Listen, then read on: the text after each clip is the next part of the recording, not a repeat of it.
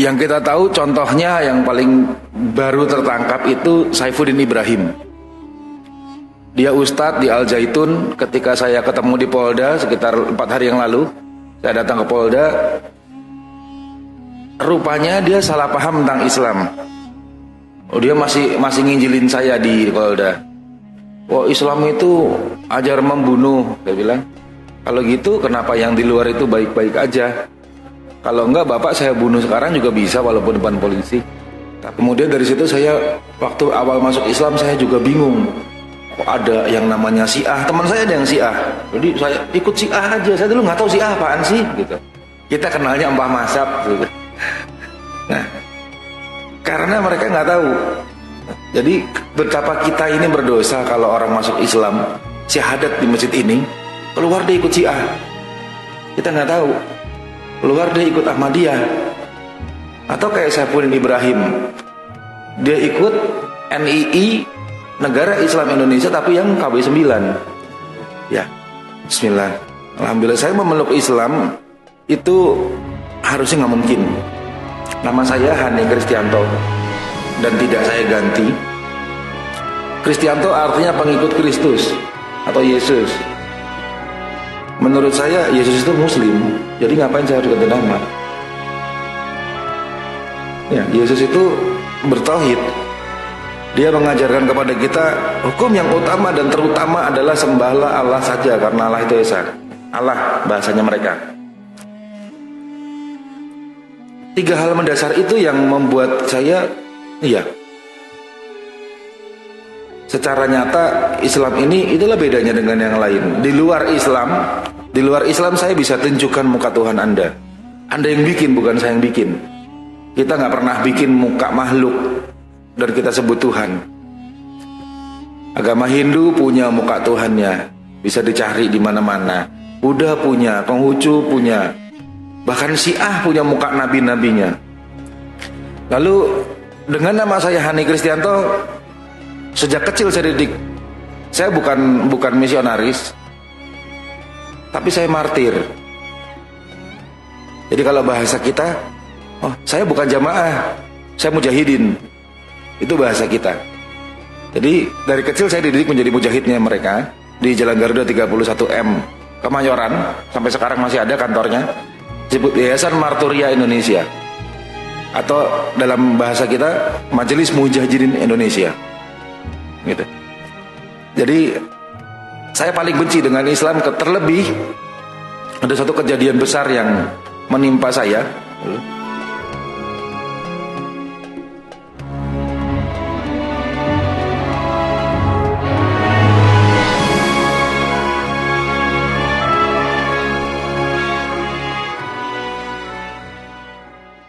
Jadi panggil Koh aja. Bapak saya Jawa, bapak saya pribumi asli Jawa, ibu saya Cina. Ada Cinanya gitu. Jadi alhamdulillah 4 tahun yang lalu saya masuk Islam. Nggak langsung belajar Islam karena ada beberapa kejadian.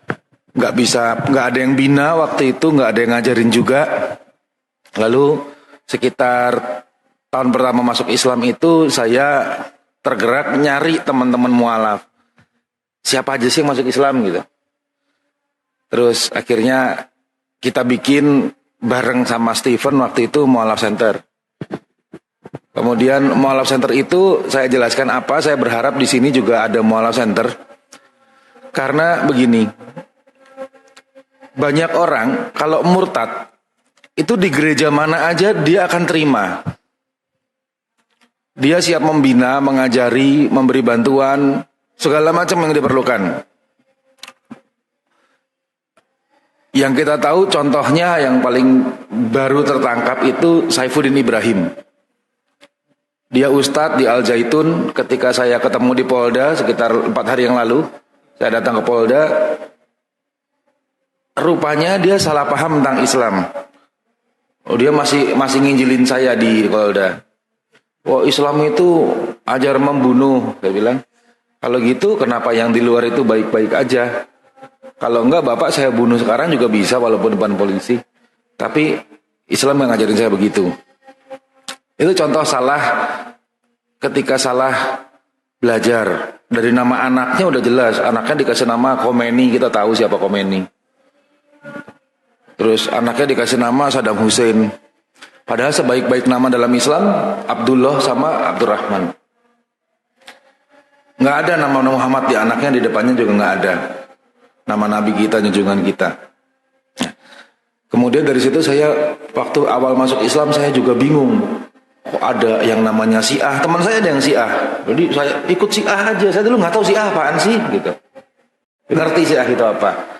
Ahmadiyah itu apa sih? Nggak ngerti. Nah dari situ kami bikin satu pergerakan yang namanya Mualaf Center.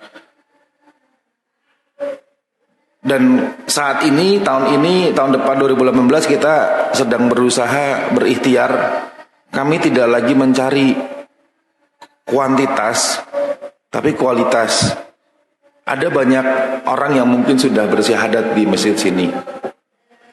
Pertanyaannya adalah, mualaf-mualaf yang sudah bersyahadat di masjid sini, sudahkah dibina? Sudahkah dia mengerti Al-Quran dan maknanya? Sudahkah dia mengerti sunnah-sunnah yang harus dijalankannya? Kalau belum, ayo kita bikin. Saya dengar ada dewa di sini mualaf, namanya Dewa ya, Dewa Putu. Nah itu beliau suruh jalanin gitu. Nanti kita bagi programnya. Karena yang tadi saya bilang, masjid ini banyak megah-megah, cuman masih ada satu celah yang belum digarap, yaitu Mualaf Center. Mualaf Center itu bukan yayasan, bukan juga organisasi, bukan juga gerakan.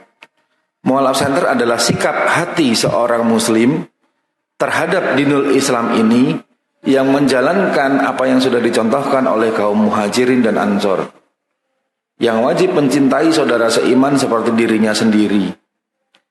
Ketika seseorang masuk Islam, dia syahadat saja dituntun, apalagi yang lain dia nggak ngerti.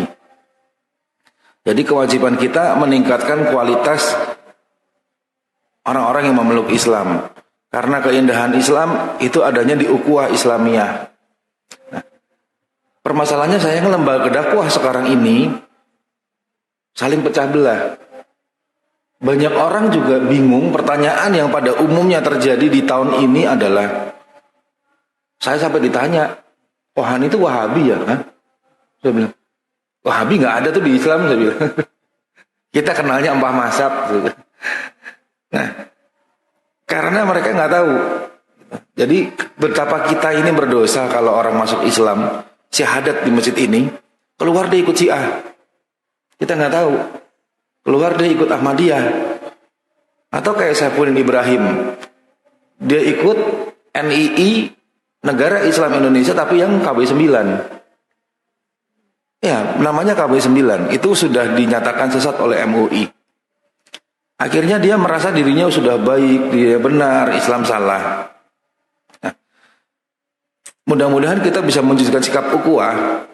Ukhuwah itu buat saya artikan bahwa jika kita ingin mewujudkan sikap saling mencintai dan menolong dalam Islam yang disebut ukhuwah, maka kita akan berusaha untuk mendatangkan kebaikan untuk saudara kita yang lain. Kebaikan itu yang selama ini luput, menurut saya memang mualaf. Yatim piatu banyak di mana-mana, duafa banyak pergerakannya. Apakah kita sudah punya mualaf center di seluruh masjid? Apakah masjid-masjid ini sudah punya program untuk para mualaf? Karena mereka nggak bisa lama-lama disebut mualaf. Mualaf artinya adalah orang yang dilembutkan hatinya dan baru masuk Islam, termasuk di dalamnya kafir. Masih kafir kita sebut mualaf karena dia sedang dilembutkan hatinya. Nah, jika kita tidak peduli dengan program mualaf, ternyata selama 4 tahun ini saya melihat ternyata kita sedang merusak Islam dari dalam. Dia syahadat, dia berstatus saya udah Islam. Kita nggak bina, dia masih ke diskotik, dia masih riba, dia masih minum kemer, banyak di luar. Saya kaget-kaget, loh kan nggak boleh, dia nggak tahu. Pacaran nggak boleh, dia bilang kan nggak apa-apa katanya. Gitu. Di Islam jelas nggak boleh.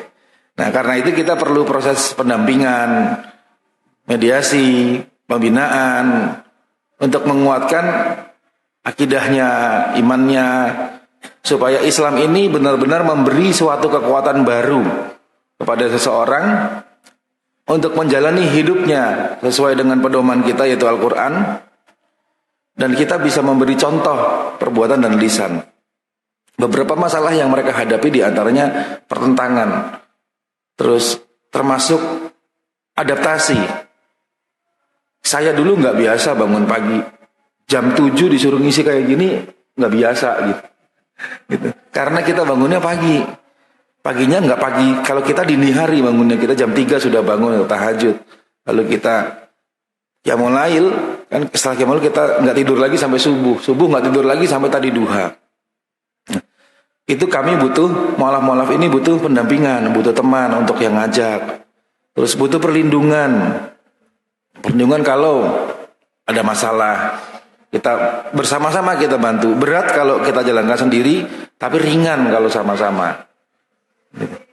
Terus banyak orang yang selama ini juga akhirnya salah paham. Dikira kalau sudah masuk Islam, wah dia sudah paham tentang kebenaran Islam, dia sudah memahami. Enggak, belum. Hidayah itu tidak bisa dijelaskan dengan kata-kata sebetulnya. Kalau ditanya kamu masuk Islam kenapa? Hari ini dia jawab A, besok dia jawab B. Besoknya lagi dia jawab C. Karena itulah keterbatasan akal pikiran manusia menjelaskan hidayah Allah itu apa. Yang pasti hidayah adalah petunjuk ke jalan yang lurus dan yang benar. Yang ihdinas siratal mustaqim. Nah, lalu di sini ada banyak mualaf Pak ya? Ada ya. Mudah-mudahan kita tergerak untuk mengumpulkan mereka kembali dan kita susun kekuatan yang baru. Karena kenapa kristenasi di mana-mana? Kemarin saya Kapolres Bekasi. Salah satu yang terjadi seperti itu. Karena kita tidak membina. Ada seorang muslimah pacaran 2 minggu baru kenal lalu mau diperkosa. Karena tidak mau ikut agamanya dan sudah ikut ke gereja. Seperti yang terjadi banyak di luar. Jadi apa yang kita bisa lakukan, mudah-mudahan Allah bicara sendiri ke kita. Apa yang kita bisa lakukan untuk dinul Islam ini, untuk menaikkan kuantitasnya dan kualitasnya.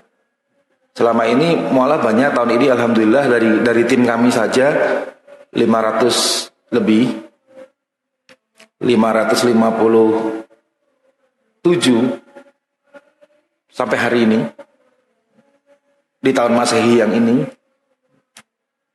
Ada banyak yang sudah kita bina dan kami tidak lagi menaikkan orang yang syahadat. Kami tidak publikasikan.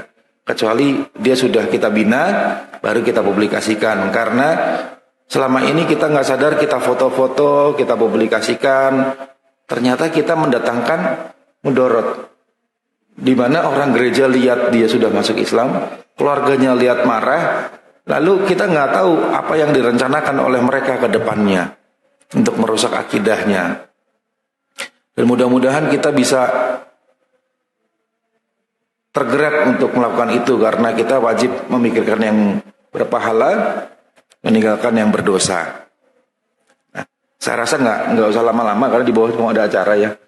Di bawah mau ada acara, semoga Allah sendiri yang bicara sama kita. Apa yang bisa kita lakukan untuk Islam ini? Bagaimana keadaan kita sekarang? Sudahkah kita bermanfaat bagi sesama kita? Sudahkah kita membawa orang-orang di sekitar kita merasakan indahnya Islam? Karena kita seorang dengan yang lainnya adalah saudara. Mudah-mudahan itu sedikit yang saya sampaikan tadi bisa bermanfaat. Kira-kira kita lebih baik lanjutkan dengan dialog. Ya, atau mungkin sebelum dialog, kenapa sampai untuk memeluk Islam? Ada yang mengajar atau bagaimana? Terus bagaimana respon orang tua ketika mau memeluk Islam? Ya, Bismillah. Alhamdulillah saya memeluk Islam itu harusnya nggak mungkin. Nama saya Hani Kristianto dan tidak saya ganti. Kristianto artinya pengikut Kristus atau Yesus. Menurut saya Yesus itu Muslim, jadi ngapain saya harus ganti nama? Ya, Yesus itu bertauhid. Dia mengajarkan kepada kita hukum yang utama dan terutama adalah sembahlah Allah saja, karena Allah itu esa. Allah bahasanya mereka. Kalau orang bule itu nggak bisa ngomong Allah, gitu kan? Jadi kita bilang Tuhan. Ada 3 hal mendasar. Kalau saya memeluk Islam, tadi saya bilang banyak sekali. Mungkin seharian nggak cukup disebutkan, karena setelah mempelajari menemukan banyak hal. Tapi ini yang bisa kita jawab kepada non-Muslim dan mereka tidak bisa membantah. Yang pertama, saya masuk Islam karena hanya satu-satunya agama di dunia, Islam, yang diridhoi Allah dengan bukti nyata. Pertama, di Islam tidak ada foto Tuhannya. Saya sudah banyak ke masjid manapun, tidak ada foto Allah. Adanya tulisan, ya, alif, lam, lam, ho, Allah. Yang kedua, juga tidak ada foto nabinya. Kalau sampai ada yang bikin, itu penghinaan, penistaan, karena dia nggak tahu mukanya kok bikin fotonya. Itu yang menjadi pertanyaan saya, karena waktu itu juga banyak foto Yesus kata kita, kata orang gereja. Foto Yesus di Jakarta sama foto Yesus di Jogja sama foto Yesus di Jawa Timur itu beda. Foto Yesus di Cina itu sipit, kalau di bule itu dia putih, kalau di Afrika itu hitam. Kalau nggak percaya googling. Seperti itu, saya tidak menista, tidak menjelekan. Pertanyaan saya, ini Yesus yang mana? Yang ketiga, hanya Islam satu-satunya agama yang umatnya, baik kecil, tua, muda, remaja, sehat, sakit. Saya bersahabat dengan namanya Fajar Abdurrahim. Dia haji bareng saya 2 tahun yang lalu. Dia cacat brain palsy spastic bell, yaitu otaknya hanya 10% yang berfungsi. Dia lumpuh. Di usia 4,5 tahun dia sudah hafiz Quran. Hari ini dia hafiz Quran plus ribuan hadis. Kalau belum pernah undang ke sini. Saya, mumpung dia sekarang sedang di Bandung, harusnya hari ini dia bareng saya ke acara, tapi karena acaranya di Jakarta ini nggak jadi, saya pending. Kalau mau undang ke sini, insya Allah banyak sekali ibrohnya. Kita sedih, kita malu, kita takjub. Bagaimana anak kecil di bawah 10 tahun hafiznya udah hafiz kayak, bukan hafiz kayak orang hafiz yang biasa. Dia seperti Google. Saya bilang Al-Hujurat 10, dia bacain nanti. Atau kita sambung ayat, dia bacain. Dia bisa tahu posisi kanan, kiri, atas, bawah, tengah, sebelah mana. Plus ribuan hadis. Dia tahu hadis mana yang sahih, hadis mana yang doif. Padahal dia lumpuh dan cacat. Berarti yang tadi adalah, yaitu hanya orang umat Islam yang diizinkan Allah menghafal kitab sucinya lengkap, titik dan komanya, tajwidnya, mahrojnya bagus, panjang pendeknya dia tahu. 3 hal mendasar itu yang membuat saya, secara nyata Islam ini itulah bedanya dengan yang lain. Di luar Islam saya bisa tunjukkan muka Tuhan Anda. Anda yang bikin, bukan saya yang bikin. Kita nggak pernah bikin muka makhluk dan kita sebut Tuhan. Agama Hindu punya muka Tuhannya, bisa dicari di mana-mana. Buddha punya, Konghucu punya, bahkan Syiah punya muka nabi-nabinya. Dia bisa bikin foto sahabat padahal dia nggak pernah lihat. Kristen Katolik juga jelas ada. Kita nggak pernah di masjid saya lihat ini fotonya Allah, ini fotonya Nabi Muhammad gitu. Nggak ada. Dan agama Islam menunjukkan saya juga satu-satunya agama yang tidak membedakan umatnya. Bapak-bapak, ibu-ibu ini satu soft, satu baris, lurus. Nggak ada yang pamer sepatu kan di masjid. Saya baru beli nih sepatu. Semua buka kaki, buka alas, semua berwudu, semua sujudnya sama. komandonya di depan takbiratul ihram. Dan yang bagus lagi, semua pakai bahasa Arab. Kalau agama lain, dia diterjemahkan ke Indonesia. Bisa bayangin kalau di masjid ini pakai bahasa Betawi. Allahu Akbar, dia ganti Allah Maha Gede gitu. Kan gak lucu jadinya. Yang terjaga kemurnian isinya. Saya membuktikan kita tidak pernah bisa merubah isi Al-Quran. Dulu saya jahil Pak, karena saya belum masuk Islam. Saya mau bikin. Saya belajar dulu, bahkan belajar Iqra, terus disuruh sama teman saya. Kamu coba ganti Al-Ikhlas saja kalau bisa. Al-Ikhlasnya dibuang, kamu ganti yang baru. Nggak pernah bisa. Tapi insya Allah Al-Quran bisa merubah kita.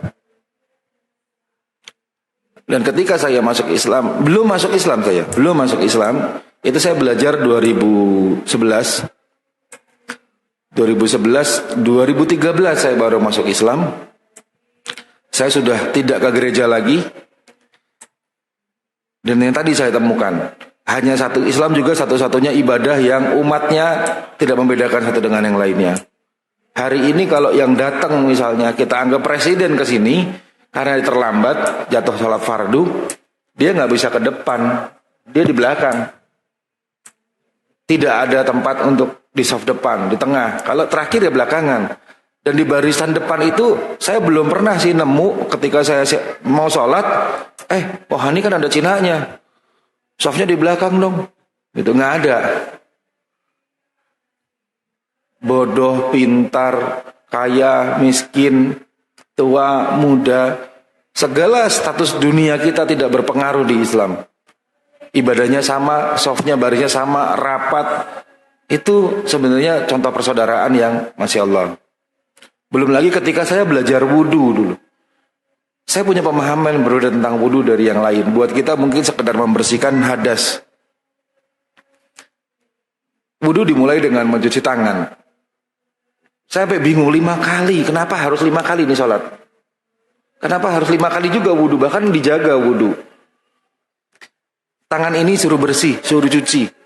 Jangan digunakan untuk yang kotor. Menulis yang kotor. Nah, terus saya disuruh umur sampai masuk hidung. Suruh dipakai hati-hati gunakan mulut ini. Airnya masuk hidung karena lisan Anda bisa membawa Anda mati. Dan lisan itu lebih berbahaya dari yang lain. Kemudian saya disuruh cuci muka. Islam mengajarkan senyum itu ibadah. Kalau saya duduk di sini terus muka saya cemberut aja, enak nggak dilihatnya? Nggak. Terus cuci tangan lagi. Ini tangan paling bahaya, bisa mukul, bisa mencuri, bisa apa aja. Baru saya kepala. Disuruh berpikir. La takafuru. Lalu telinga, dengar kiri, dengar kanan, baru kaki. Melangkah ke jalan yang benar. Begitu banyak sih sebenarnya alasan saya, itulah yang membuat saya, oh Islam ini yang benar. Enggak cukup tadi semua. Sampai akhirnya saya membuktikan ada beberapa hal yang saya nggak bisa ceritakan.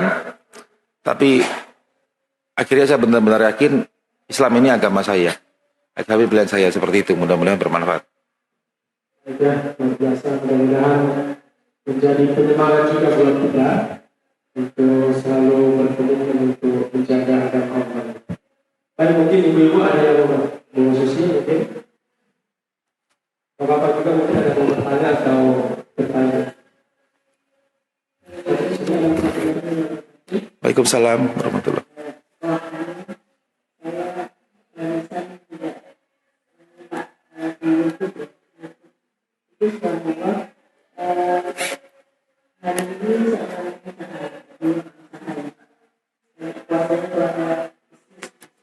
Ya. Tapi sebenarnya kita waktu itu masih Kristen selalu menangkuni orang-orang sekitarnya untuk mempertahankan juga Islam menjadi Kristiani. Terus setelah Tuhan ini menjadi Muslim, apakah pernah terbukti untuk mengembalikan orang yang telah dimurtadkan kembali ke Islam? Terima kasih. Wassalamualaikum warahmatullahi wabarakatuh. Assalamualaikum warahmatullahi wabarakatuh. Alhamdulillah. Alhamdulillah Allah mudahkan saya. Ketika saya masuk Kristen, kalau Facebook yang lama saya itu, saya diserang habis-habisan. Saya dimarahin habis-habisan. Bahkan ada yang nggak terima. Ada yang nggak terima datang. Dan alhamdulillah, singkat cerita, semua orang yang saya ajak ke Kristen, Allah izinkan sudah masuk Islam. Saya datang ke kampung di mana saya bakal penginjilan, Sawo, Gedek. Di sana juga alhamdulillah semua sudah tahu saya sudah Islam. Jadi semua saya hubungi dan saya bilang enggak, Islam yang benar. Kita salah dulu. Ada yang marah, ada yang nggak suka. Seiring berjalannya waktu, saya pastikan, saya periksa, saya tabayun, saya cek, recheck, semua sudah kembali ke Islam. Alhamdulillah seperti itu. Ada lagi? Assalamualaikum. Waalaikumsalam warahmatullahi wabarakatuh. Saya sebenarnya itu ingin tahu, orang Kristen atau pendeta itu sebenarnya pasti tahu sebenarnya tentang Islam.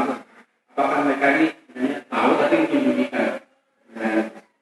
Karena rata-rata yang orang Islam yang masuk Kristen itu rata-rata biasanya sebenarnya nggak tegas juga sebenarnya. Kalau diteliti benar itu Islam juga belum benar atau orang bodoh sebenarnya. Kan sebenarnya apa betul?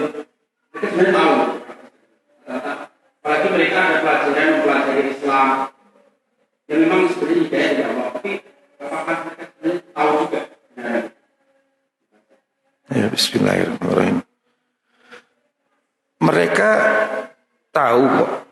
Tapi ketika Allah sudah menutup dan membiarkan seseorang, maka tidak ada satupun yang bisa meluruskan. Besok mereka merayakan Natal. Saya beberapa tahun saya menulis, kami tidak mengucapkan Natal dan jangan ada yang mengucapkan Natal. Mengapa seperti itu? Berarti Kohani nggak toleransi, nyuruh orang. Saya yang minta, Allah yang merintahkan, jangan ucapkan Natal, bukan saya. Kenapa? Maukah kita mengucapkan hal yang salah? Contoh itu ya, contoh yang saya bilang Kristen di mana salahnya?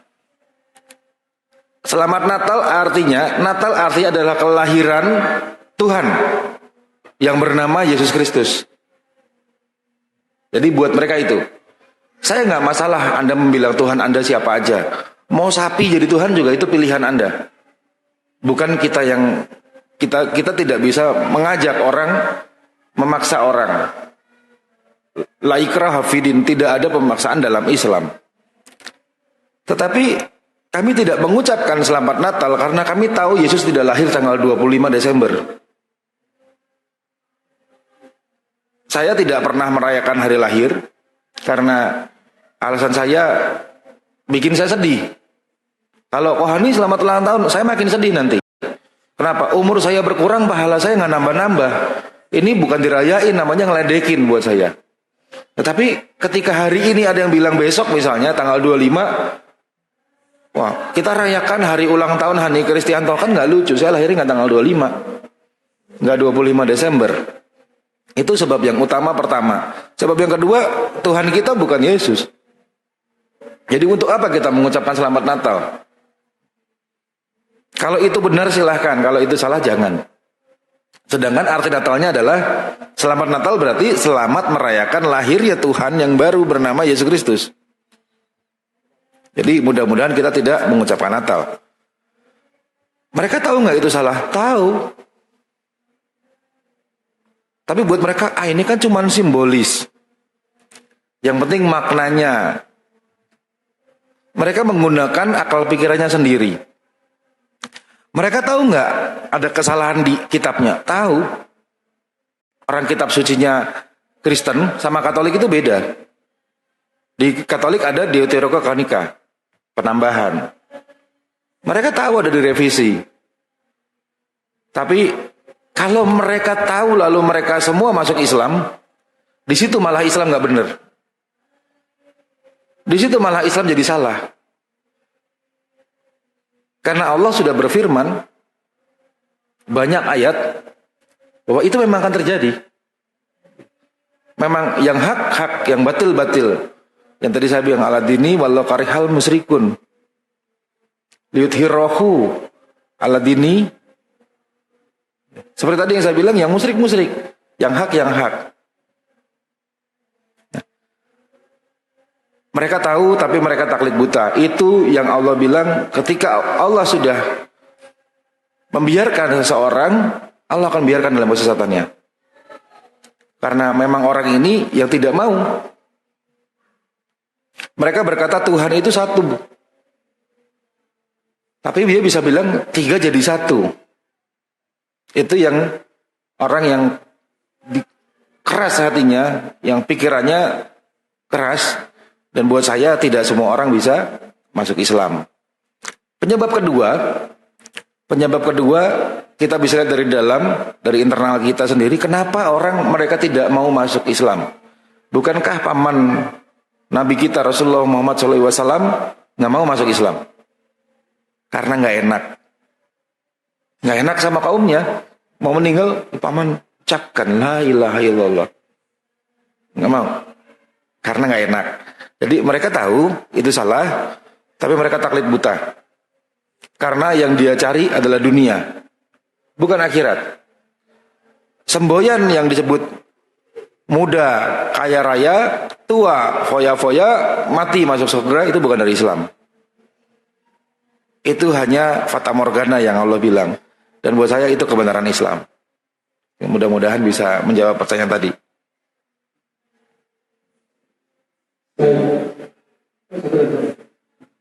Terima kasih. Ya. Assalamualaikum. Soalnya Ya. biasa ya. Saya ingin bertanya lebih lanjut mengenai pengalaman Toto. Bagaimana mengubah keyakinan dari Kristen menjadi Islam? Menurut pengalaman Toto, apakah yang dimaksudkan dengan hidayah itu? Ya. Toto lupa apa hidayah yang Toto terima itu sehingga Toto itu convert dari Kristen kepada Islam. Ada beberapa buku yang saya baca, ada yang dari mimpi, sinyalnya, ada yang dengar azan, ada yang dan sebagainya. Mungkin pokoknya ada pengalaman khusus yang sehingga bergerak untuk convert kepada Islam. Hidayahnya itu bagaimana sih? Atau lupa apa dan apa-apa? Terima kasih. Assalamualaikum. Waalaikumsalam warahmatullahi wabarakatuh. Bismillahirrahmanirrahim. Saya orang yang tidak percaya mimpi. Dulu ya gitu. Sampai sekarang juga nggak semua mimpi bisa kita percaya. Di dalam Islam jelas petunjuknya mimpi seperti apa yang kita bisa percaya. Mimpi siang hari itu bukan dari kita. Lalu dengan nama saya Hani Kristianto, sejak kecil saya didik. Saya bukan misionaris, tapi saya martir. Jadi kalau bahasa kita, saya bukan jamaah, saya mujahidin. Itu bahasa kita. Jadi dari kecil saya dididik menjadi mujahidnya mereka di Jalan Garuda 31M Kemayoran, sampai sekarang masih ada kantornya. Disebut Yayasan Marturia Indonesia. Atau dalam bahasa kita Majelis Mujahidin Indonesia. Gitu. Jadi saya paling benci dengan Islam, terlebih ada satu kejadian besar yang menimpa saya. Akhirnya saya marah sekali, dan di sana saya makin dalam tercebur dalam keyakinan saya yang lama. Alhamdulillah saya pernah jual pabrik saya, rumah saya, mobil saya, semua harta saya berikan ke gereja, ke jemaat. Buktinya cukup banyak. Mudah-mudahan belum dihapus tuh di YouTube fakta-faktanya. Jadi sampai sekarang saya cuma bisa bersyukur, ya Allah, kalau Allah begitu baik sama saya. Saya ini calon penghuni neraka yang paling dalam harusnya. Nggak pantas untuk dijanjikan surga aja nggak pantas, apalagi masuk. Dijanjikan aja nggak pantas dulu. Lalu apalagi setelah masuk Islam itu nggak mudah buat saya. saya buka sedikit tapi tidak menyebut nama, berarti tidak menyebut aib. Orang yang ngajarin saya tentang Islam itu gerah gara-gara saya nggak mau syahadat terus. Ada salah seorang ustadz ketika itu saya di Samarinda. Ustadznya orang Jakarta, sering ke Samarinda. Saya masih GM hotel, saya masih ngurusi kebun, saya ngurusi tambang. Ketika saya mulai belajar Islam, dan itu qadarullah, Allah tempatkan saya, rumah saya sebelahnya masjid. Di Jalan Gatot Subroto, hotel yang saya pegang namanya Hotel Golden. Rumah saya di Gatot Subroto juga. Sebelahnya itu masjid. Jadi panasnya bukan main. Gak betah saya di rumah. Siang-siang lagi tidur dia bunyiin azan. Pagi-pagi masih mimpi enak, dia juga bunyi. Belum kalau rame gitu kan Jumatan, tambah gerah lagi saya. Terus saya mulai penasaran, udahlah pelajarin Islam. Sering denger mau nggak mau.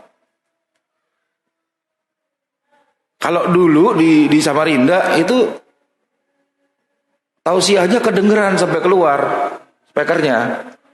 Jadi mau nggak mau telinga saya gatal tuh dengerin ustadz-ustadznya itu ngomongin tentang agama Islam. Dan dulu saya sering membantah yang sekarang saya istilah dengan al-Islamu mahjubun bil muslimin. Keindahan Islam ini rusak oleh kita sendiri. Kalau pintar ngomong, faktanya enggak. Memang banyak orang yang ngaku agamanya Islam tidak menjalankan Islam. Kemudian cobain saya punya sopir dulu, cobain sholat kayak apa sih gitu. Sampai banyak kisah terjadi, sampai akhirnya banyak yang meninggalkan juga. Anti, kok kamu ngapain sih belajar Islam? Bahkan ada yang bilang, ya udah pura-pura Islam aja, nanti rusakin Islam. Semakin saya belajar, semakin saya nemuin enggak, ini Islam benar.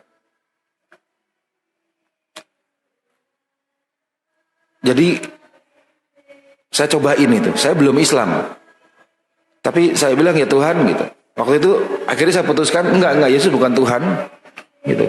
Saya tidak menyebut nama Allah sebagai Tuhan, tapi saya bicara sendiri, ya Tuhan pencipta saya, langit, bumi dan segala isinya, berikan saya petunjuk.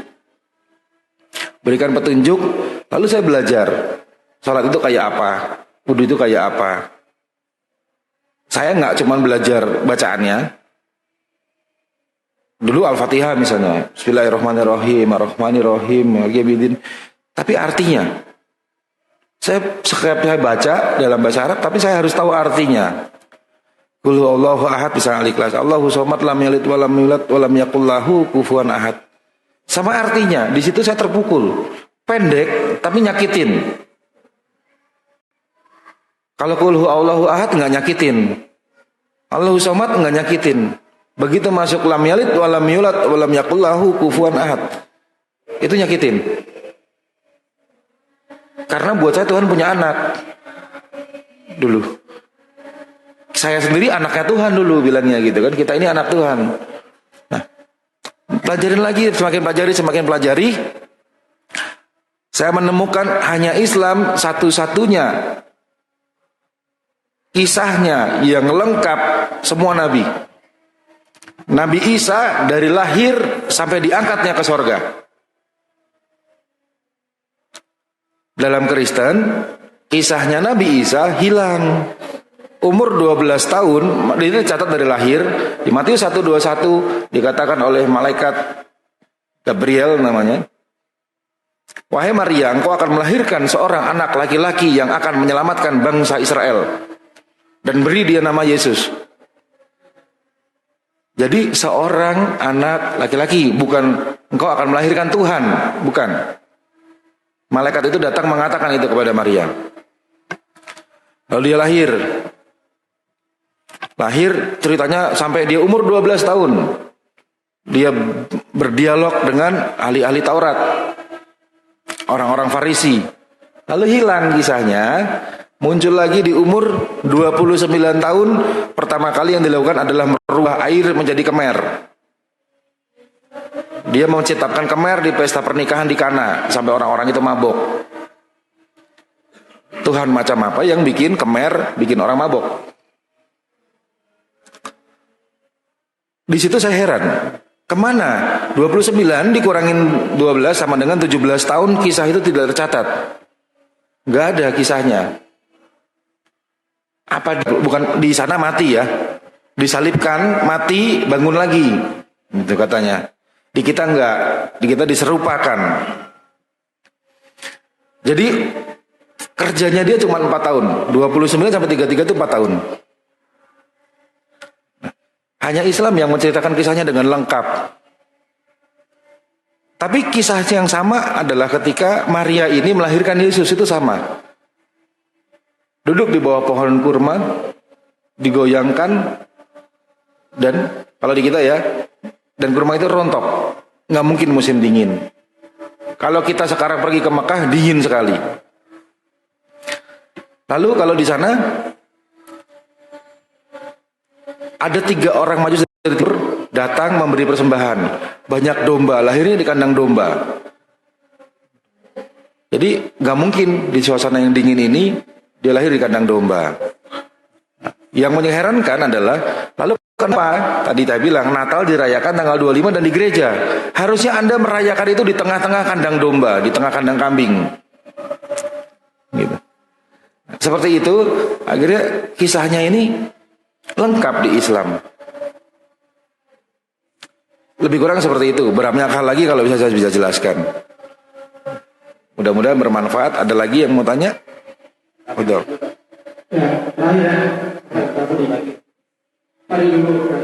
Ya, kita kejar waktu sih, Afwan. Ya. Waalaikumsalam. Enggak. Yang kedua, saya mengajak untuk meyakinkan diri saya sendiri. Saya ketemu 5 tahun yang lalu di hotel bicara langsung dengan Udin Balok ya. Ya, kenal juga ya. 3 tahun yang lalu itu. Udin Balok. Ya. Itu ada si Abdul Ghusri itu ya. Di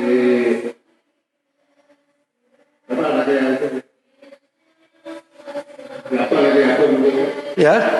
Sambil nunggu yang satu lagi kawan dari nunggu kita ngobrol terus. Pagi datang, sore lagi datang. Kalau Balok yang tadi apa? Namanya Panglima Kumbang, Pak. Panglima Kumbang ya. Iya, udah ya. Di WA aku jadi berubah jadi yang sekretar saya yang ragu apa benar ya. Ya.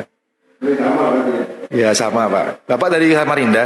Bukan saya ya. Kalau kita bicara hakim maksudnya. Oh iya. Iya. Iya, itu udah lama. Kalau bicara Udin Balok udah 5-6 tahun yang lalu. Iya. Itu aja. Ya. Jadi itulah masa transisi saya, Pak. Hotel Golden. Saya GM Hotel Golden Samarinda. Saya pegang hotel, pegang tambang, pegang kebun dan perumahan. Hotel Golden yang di Jalan Gunung Sahari itu punya teman saya. Namanya Cahyadi Kumala. Orangnya udah masuk penjara, Pak. Yang punya Sentul City. Gitu. Terus yang pegang namanya Dokter Kartawiguna, dokter gigi, kuku. Ya betul, dulu saya hidup seperti itu, Pak. Dulu tidurnya di hotel. Hotel itu sampai sekarang kalau lihat saya permanen residen. Saya tamu hotel, setiap hari tidur di hotel. Tidur di hotel itu bukan 1-2 hari. Sekali buka kamar saya 2 bulan, 3 bulan. Jadi bayar hotel tiap hari. Tapi itulah Islam. Islam barang siapa mencari dunia, di 2 kelompok matanya akan diberikan kefakiran. Tapi barang siapa mencari jannah, mencari akhirat, hari ini dunia datang kepada kita dengan hina. Ya. Alhamdulillah Bapak masih ada yang ingat saya. Berdoain saya bisa istiqomah, Pak. Ada lagi mungkin Ibu tadi. Setelah Koko masuk Islam, bagaimana yang keluarga Koko, Bapak, Ibu? Ya, alhamdulillah. Bapak saya sudah lama tidak ada dari saya kecil. Yang ada ibu saya. Tidak ada orang agama manapun, apapun agama itu, yang anggota keluarganya berpindah keyakinan, dia tidak marah. Agama apapun, agama Islam, anaknya marah kalau ada yang murtad kan? Tapi di kita tidak sampai kekerasan. Karena ada firman-Nya. Barang siapa mau murtad silahkan murtad. Allah nggak maksa. Nanti Allah akan datangkan suatu kaum yang Allah mencintai dia mencintai Allah. Dia berjihad di jalan Allah. Banyak. Dan mudah-mudahan itu mualaf. Termasuk di dalamnya. Nah karena Islam nggak butuh saya. Kita semua ini sekarang murtad nih, naudzubillah nih. Nggak masalah kok. Karena sampai kapanpun Islam itu diridhoi Allah. Dan mudah bagi Allah mematikan kita, mengganti kita dengan makhluk yang baru. Dan dengan Islam kita pasti jaya, kita pasti menang. Apa sih kemenangan Islam? Bukan harta, Pak. Bukan. Kalau rezeki itu, Bu, Pak, udah diatur. Dulu saya sibuk. Jual tambang. Bupati, kepala dinas, saya yang panggil, Pak. Ketemu saya di hotel. Kepala-kepala dinas itu datang. Karena cari dunia. Tapi kejayaan di Islam enggak. Rezeki udah ada yang ngatur. Deketin aja yang ngatur rezeki. Gampang kan? Gitu. Kalau rezeki udah ada yang ngatur, deketin tuh yang ngatur rezeki. Orang tua saya marah, ibu saya marah. Sampai sekarang ibu saya marah kok. Sampai sekarang bahkan ya kejadiannya ada, diusir pernah, nggak diaku anak, sering, gitu kan? Nggak apa, di situ ujiannya. Apa? Disitulah buktinya untuk membuktikan apakah engkau lebih mencintai Allah dan Rasulnya atau engkau lebih mencintai keluargamu, orang tuamu. Bukankah hati ibu saya dan yang lain itu milik Allah? Saya sedang dekati Allah, saya sedang rajuk sama Allah, saya sedang merayu sama Allah. Wallahu alam, karena Nabi pun tidak bisa mengajak pamannya masuk Islam. Hidayah itu milik Allah. Kita hanya berikhtiar. Dan salah satu sebabnya menurut saya pribadi, ya Allah kenapa kami ini para mualaf dikasih hidayah yang seindah ini? Nikmat yang terbesar dalam hidup seseorang adalah hidayah. Nggak ada yang lebih dari itu. Kalau hidayah itu masuk, maka sungguh mengherankan kehidupan seorang muslim. Baik senang atau susah, semuanya kebaikan buat dia. Dan dia selalu damai. Karena kami harus berdakwah keluarga kami. Kalau nggak percaya, ibu saya tuh punya toko bangunan di Gandoang, Cilengsi, besar tokonya. Cobain aja dakwahin dia kalau bisa. Baru lihat jenggot sama peci begini aja udah alergi dia. Baru lihat ibu-ibu pakai jilbab udah jauh-jauh dia. Satu-satunya jalan yang Allah berikan, suatu kaum tidak akan dihisap kalau dia tidak pernah mendengar mengenai Islam dan Nabi Muhammad SAW. Kalau dia orang primitif, dia nggak tahu apa itu Islam, nggak pernah lihat orang sholat, nggak tahu tentang Nabi kita, nggak tahu tentang Islam, dia tidak dihisap. Tapi itulah cara Allah memberitahu tentang Islam. Kita diberi hidayah Islam, kita dimasukkan ke dalam Islam, kita wajib dakwahkan Islam. Dan harus dewasa dalam berdakwah. Tidak mengkafir-kafirkan ibu saya, kafir lu, ibu saya gitu, saya dilempar gelas pasti. Gitu kan. Dengan cara yang baik, dengan akhlak. Nabi kita Muhammad SAW datang untuk menunjukkan akhlak, merubah akhlak. Ya, masih banyak yang gak suka bang orang gereja. Masih kadang-kadang di Facebook saya komen yang gak enak. Saya tidak pernah mau berdebat, saya tunjukkan apa itu Islam.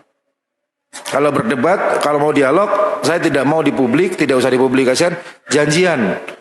Insya Allah, alhamdulillah, Allah izinkan saya untuk berani nulis alamat rumah dan handphone. Coba Google, nomor telepon Hani Kristianto, alamat Hani Kristianto, pasti muncul. Jadi siapapun Anda, mau Nasrani, Yahudi, Syiah sekalipun, mau ketemu saya, telepon saya jelas, rumah saya jelas. Datang aja. 24 jam, insya Allah selalu siap diketuk rumah saya dan insya Allah kami selalu bukakan pintu. Jadi seperti itu, iya pertanyaannya banyak, tapi itulah wujud buktinya, membuktikan bahwa Allah ridho dengan agama Islam ini, bukan dengan sayanya, tapi agama itu. Kalau sayanya ini, Masya Allah, Allah itu begitu sayang sama saya. Kok orang, tadi dengar teman saya itu Panglima Kumbang. Di Dayak itu ada Panglima Angsa, Panglima Naga, Panglima Kumbang, Panglima macam-macam Panglima. Kita sebutnya Pangkalima. Dia itu bilang, Dek, mendingan kamu pergi dari Kalimantan daripada saya potong leher kamu. Karena saya masuk Islam. Jadi teman baik saya udah kayak abang adik.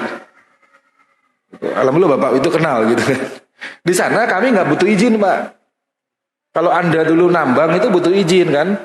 Kami nggak mau nambang aja, orang kita orang Dayak. Tambang aja masukin ke ponton, jual. Yang nggak suka ya kita ributin aja, kita perangin. Seperti itu caranya dulu. Tapi begitu meninggalkan Islam, Bu, Allah izinkan saya hidup dalam kondisi minus awalnya. Masya Allah. Dan ternyata saya ambil ibrohnya, Nabi Muhammad SAW pernah berkata, aku pernah melihat ke dalam surga dan sebagian besar penghuni adalah orang yang fakir. Fakir dekat dengan kafir. Hati-hati, kalau fakir nggak kuat jadi kekafiran. Tapi kalau Anda kuat, Anda penghuni jannah. Sebab itu mudah-mudahan bisa bermanfaat. Itulah sebabnya saya mengajak, ini sudah terakhir ya, berarti saya mengajak, mudah-mudahan Allah sendiri yang bicara sama kita. Allah sendiri yang berbicara kepada antum semua, apa yang harus kita lakukan untuk Islam. Sudahkah kita melakukan sesuatu untuk agama yang Islam ini? Karena mati nggak harus tua, mati nggak harus sakit. Bisa jadi ini hari terakhir kita di dunia. Teman-teman saya sudah banyak yang mati. Adik-adik saya, adik kandung saya ada yang sudah mati. Adik tiri maksudnya, yang sudah mati. Lalu, apa yang kita akan katakan kepada Allah? Masih panjang, Bu. Kalau ngomong padang mahsyar masih panjang. Alam kubur itu nyata. Mau ngapain kita di alam kubur itu? Nah, mudah-mudahan kita mau berjanji ke diri kita sendiri bahwa kita akan berusaha melakukan yang terbaik dan berubah menjadi lebih baik, bermuhasabah diri untuk sesuatu untuk Islam ini. Maaf, di gereja mereka setiap hari ini lebih masif. Nanti tahun depan akan lebih masif lagi. Di sekitar Tebet sini banyak kok sekolah-sekolah gratis orang gereja yang bikin. Setiap gereja punya program untuk membagikan makanan, memberi sekolah, memberi bantuan kepada lingkungannya. Di mana ada gereja, di situ ada program itu. Kita juga harus ada. Insya Allah kita ada, karena hanya Islam yang ngajarin sedekah, infak, zakat. Kita gunakan itu. Mudah-mudahan Allah istiqomahkan kita dan menangkan agama Islam ini, dan kita membawa Islam dengan baik sehingga orang melihat indahnya Islam dalam diri kita. Sudahkah akhlak Nabi Muhammad SAW ada di diri kita? 1% aja, 2% aja, atau 3% aja. Sudahkah kita membawa itu? Kalau belum, mudah-mudahan Allah mudahkan kita semua, termasuk saya khususnya. Apalagi saya ini masih baru, Pak, baru belajar. Jujurnya saya nggak langsung istiqomah. Enggak, saya kecewa. Saya tinggalin sholat, saya nggak mau puasa, saya nggak mau ke masjid selama hampir 2 tahun. Kemudian sampai tiba pikiran bahwa lalu salahnya Allah apa? Yang salah kan orangnya, bukan Allah. Bukan Nabi kita yang salah. Kok kamu kecewa? Kan lucu gitu. Iya juga ya, saya bilang gitu. Akhirnya di situ saya belajar, enggak, hidayah ini milik Allah. Insya Allah tidak ada seorang manusia pun yang bisa bikin kita kecewa. Allah tidak pernah menjolimi kita. Saya tutup dengan doa yang saya paling suka. Allahumma qtim lana bil islami waqtim lana bil imani waqtim lana bi husnul khotimati. Terima kasih Allah telah menjadikan kami seorang muslim, dan kokohkanlah iman kami sehingga dan wafatkan kami dalam husnul khotimah. Amin ya rabbal alamin. Baik, terima kasih Ustaz Ali atas penyampaiannya. Mungkin nanti kita akan jadwalkan lagi Insyaallah, karena ada maulid ini. Dengan banyak materi dari beliau. Jadi kadang-kadang kita harus mengambil hikmah dari orang-orang yang baru memulai Islam, tapi perjuangan untuk Islamnya melebihi kita yang Islam dari sekarang. Baik, insya Allah pekan depan kita bersama Kiai Haji Tengku Zulkarnain, mudah-mudahan dari luar kota. Pekan kelima, nanti pekan terakhir bulan Januari kita ada Ustaz Deli Sulaiman. Deli Sulaiman terkenal dengan tadi Ustaz, orang kaya, mati, orang miskin, maka itu lagunya. Dulu Metallica, beliau hijrah juga, dan sekarang menjadi pendakwah Ustaz Deli Sulaiman. Ya. Itu pekan terakhir. Pekan pertama Ustaz Wahid, pekan ketiga Ustaz Basrijan, pekan kedua Ustaz Aan Chandra Tali. Beliau tidak menulisnya, insyaallah mudah-mudahan tetap. Jadi Bapak Ibu sekalian, dua ini akan berjalan terus. Jadi kita konsisten saja setiap hari mengajak keluarga, tetangga kita untuk selalu mengikuti kajiannya. Karena di bawah ada maulid, bapak-bapak nanti turun ngambil konsumsi di depan itu, nggak turun di depan, langsung ke kiri, turunnya lewat kursi. Dan ibu-ibu bisa juga gabung, bisa juga yang tidak ikut maulid langsung pulang. Tapi yang mau gabung silakan turun dari tangga depan. Demikian, terima kasih Ustaz atas waktunya. Kita tutup dengan doa kafaratul majelis. Subhanallahumma wa bihamdihi, asyhadu an la ilaha illa anta, astaghfiruka wa atubu ilaik. Kurang lebih kami mohon maaf. Assalamualaikum warahmatullahi wabarakatuh. Waalaikumsalam warahmatullahi wabarakatuh.